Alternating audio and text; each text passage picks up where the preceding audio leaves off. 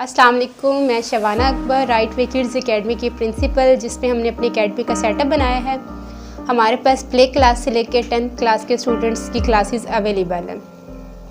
और हमने जो अपनी एकेडमी का सेटअप स्टार्ट किया है उसकी बेसिक रीज़न ये थी कि हम बच्चों की तालीम के साथ साथ उनकी तरबियत को भी लेके चलना चाह रहे हैं, जिस पे हमारे पास बच्चों की स्टडी के अलावा हम यहाँ पे कुरान पाक की तालीम, बच्चों की नमाज की तालीम और उनके शऊरात को बेहतर तरीके से उजागर करते हैं। तो आज की जो मेरी ये स्पेसिफिक वीडियो है वो है सिर्फ पेरेंट्स के लिए, क्योंकि जहाँ पे एज अ टीचर्स हम बच्चों के साथ उनको लेके चल रहे हैं, उनके साथ कोऑपरेट कर रहे हैं, वहाँ पे हमें थोड़ी सी पेरेंट्स की सपोर्ट भी चाहिए,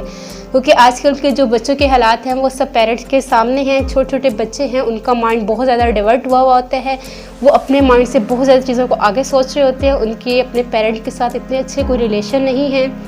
तो वो चीज़ें वो अपने पेरेंट्स से शेयर नहीं कर रहे होते, वो जो चीज़ें आके हमारे साथ शेयर कर रहे होते हैं। तो अब ज़रूरत ये है कि हमने अपने बच्चे को ऐसे माशरे में नहीं आगे परवान चढ़ाना जहाँ पे बच्चा तालीम याफ्ता होते हुए भी उसकी माँ बाप के साथ अटैचमेंट ना हो और वो एक अच्छा शहरी ना बन सके।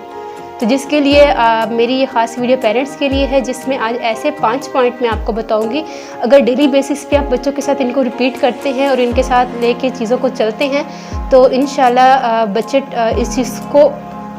अपनी लाइफ में बहुत अच्छे से लेके भी आएंगे और बच्चों में आप बेहतरी भी देखेंगे और आपका और जो बच्चों का रिलेशन है वो बहुत ज़्यादा अच्छे तरीके से स्ट्रॉन्ग हो जाएगा।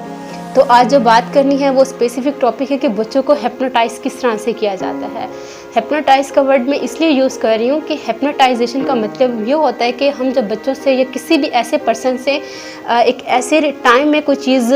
कर रहे होते हैं या करवा रहे होते हैं कि जो उनके डायरेक्ट उनके लाशऊर में जा रही होती है और उनका जो लाशऊर होता है वो उनके पर्सनैलिटी के अंदर टाइम टू टाइम उनमें चेंजिंग आना शुरू हो जाती है।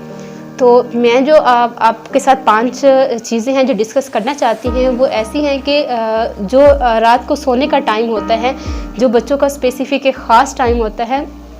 उसमें पेरेंट्स अपने बच्चों के साथ उन चीज़ों को शेयर करेंगे। रात का टाइम इसलिए क्योंकि जो बच्चों की ब्रेन फ्रिक्वेंसी होती है, जो उनकी किनेटिक स्टेट होती है, वो बिल्कुल हिप्नोटाइज हुई होती है। मेरा कहने का मतलब ये है कि उस टाइम जो बच्चों की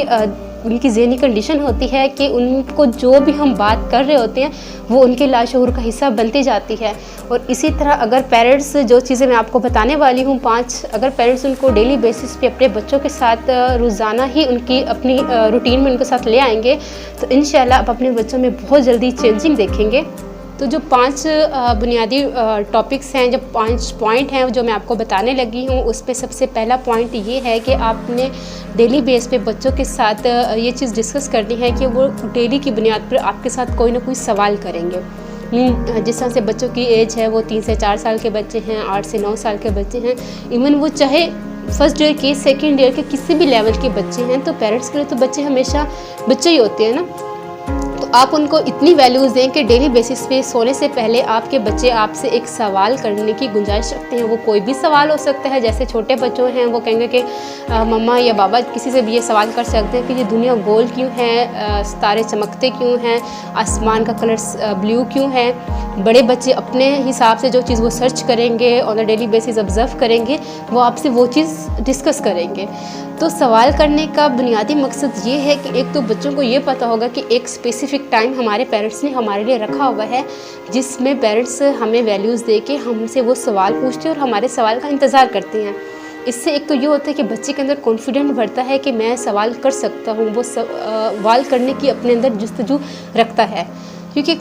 कॉमन सी बात है कि जो क्वेश्चन होता है वो ऑटोमेटिकली हाफ लर्निंग होती है और जो बच्चे सवाल कर सकते हैं वो आगे बढ़ने की जुस्तजू भी रखते हैं। और जो बच्चे ऐसे हैं जो अपनी क्लास में, अपने घर में, अपने किसी भी कंपटीशन में, किसी भी लेवल में किसी से कोई सवाल नहीं कर सकते, वो टाइम टू टाइम उनकी एबिलिटी ही ख़त्म हो जाती है कि उनके दिमाग में कोई भी सवाल आता है तो वो सवाल ही नहीं कर सकते हैं। ये चीज़ें आपने भी बहुत सारी ऑब्ज़र्व की होंगी। कभी भी कोई ऐसा फंक्शंस है, ऐसे सेमिनार्स हैं जहाँ पे इतनी ज़्यादा तादाद होती है बच्चों की, लेकिन जब बच्चों से कोई भी सवाल किया जाता है तो वो सवाल कर ही नहीं सकते। उनके दिमाग में सवाल होते हैं लेकिन उनके अंदर जुर्रत ही पैदा नहीं हो रही होती कि किस तरह से जाके हम स्टेज पे किसी से सवाल करें या अपने सवाल को आप तक पहुँचाएँ। तो ये चीज़ स्कूल वाले इस चीज़ को इतना ज़्यादा नहीं कर सकते, कोई आपका मेंटोर नहीं कर सकता। ये चीज़ सबसे जो बेहतरीन तरीके से कर सकता है वो एक पेरेंट्स हैं, जो इस चीज़ को बच्चों के अंदर डेवलप कर सकते हैं। क्योंकि रात का एक ऐसा टाइम होता है जो आप बच्चों से जो भी चीज़ कहेंगे वो उसके लाशूर में जाती जाएगी।